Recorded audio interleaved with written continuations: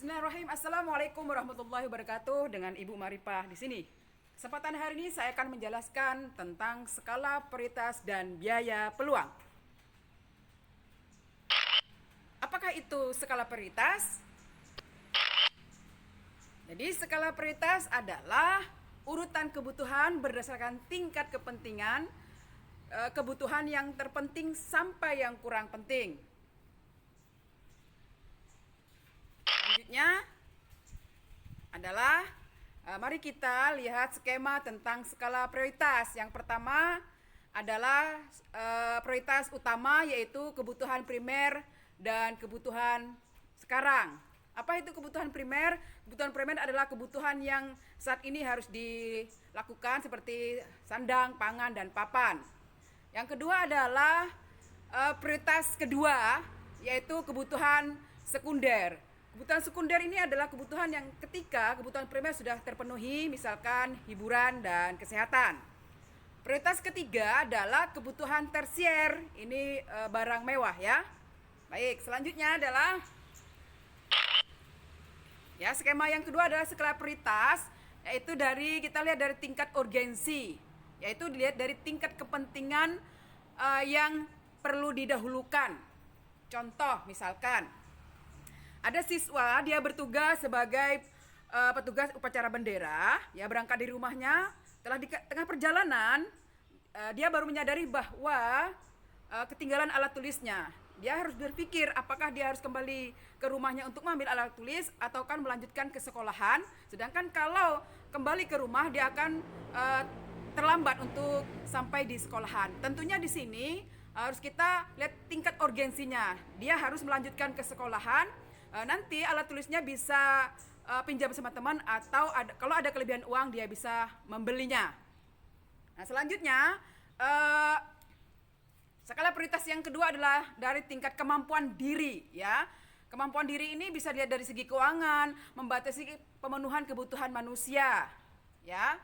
Misalkan dia minta membelikan sepeda motor oleh kedua orang tuanya. Nah, dia minta membeli sepeda motor tersebut, minta yang mewah, sedangkan kedua orang tuanya hanya mampu yang biasa aja, ya. Kita lihat skala kemampuan diri. Kendaraan tersebut adalah sama-sama untuk transportasi, ya. Tentunya kita harus memilih yang motor biasa saja, ya. Nah, itu yang kedua. Yang ketiga adalah kesempatan yang dimiliki, ya. Misalkan ada dua pilihan. Seorang siswa ini untuk mewakili sekolahannya untuk mengikuti lomba tingkat nasional, ya. Misalkan dilakukan 3 tahun sekali. Sisi lain, dia harus hari yang sama dia punya kesempatan untuk mengikuti liburan keluar kota bersama keluarga besarnya. Dari dua pilihan ini, kita harus berpikir kesempatan yang susah untuk dimiliki. Tentunya kita harus disarankan memilih untuk mengikuti lomba tingkat nasional tersebut. Skala prioritas yang keempat adalah pertimbangan. Nah, pertimbangan, ya. Pertimbangan ini misalkan kita setelah tamat SMA kita harus memilih misalkan perguruan tinggi, ya. Perguruan tinggi, kita harus mempertimbangkan perguruan tinggi yang mana yang cocok buat kita dan jurusan apa yang kita harus ampuh, ya. Berkenaan dengan jurusan ini kita juga harus melihat ke masa depan, apakah jurusan ini nantinya bisa prospek yang bagus atau tidak. Nah, itu untuk skala prioritas. Baik, yang selanjutnya. Baik, selanjutnya adalah tentang biaya peluang, ya, atau opportunity cost, ya. Tentang biaya peluang, ya. Pengertian biaya peluang adalah biaya yang timbul karena kita memiliki alternatif lain atau segala sesuatu yang dikorbankan akibat keputusan lainnya. Selanjutnya adalah contohnya, ya. Dina setelah tamat SMA dapat tawaran pekerjaan di 2 tempat. Yang pertama, dia sebagai karyawan koperasi dengan gaji 1 juta. Yang kedua, sebagai karyawan fotokopi dengan gaji 1.500.000. Dina memilih sebagai koperasi dengan gaji 1 juta karena dia merasa dekat dengan rumahnya. Pertanyaannya, berapakah biaya peluangnya yang dikorbankan oleh Dina? Tentunya, ingat-ingat ya, biaya peluang adalah biaya yang tidak dipilih atau ditinggalkan karena dia milih yang lainnya. Nah, tentunya jawabannya adalah biaya peluangnya adalah 1.500.000 yang tidak dipilih. Baik, ini 2 pilihan. Selanjutnya contoh yang kedua ya. Contoh kedua ya.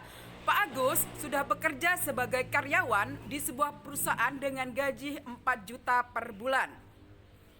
Pak Agus memiliki tabungan, dia ingin membuka usahanya sendiri. Ada beberapa alternatif usaha yang ada dalam bayangannya. Di antaranya adalah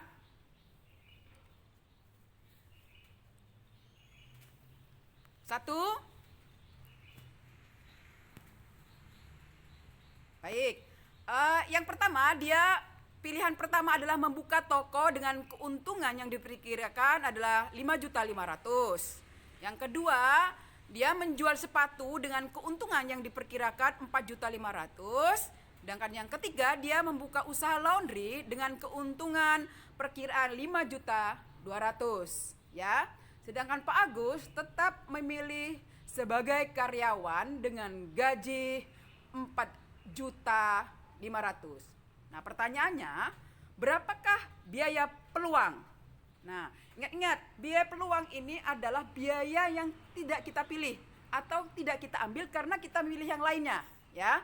Nah, dari ketiga alternatif ini, nah bukan ditambahkan ya, tapi kita lihat yang mana yang terbesarnya saja, ya. Tentunya yang terbesar di sini dari 3 pilihan yang ditinggalkan oleh Pak Agus adalah 5.500.000, yaitu dengan membuka toko, ya.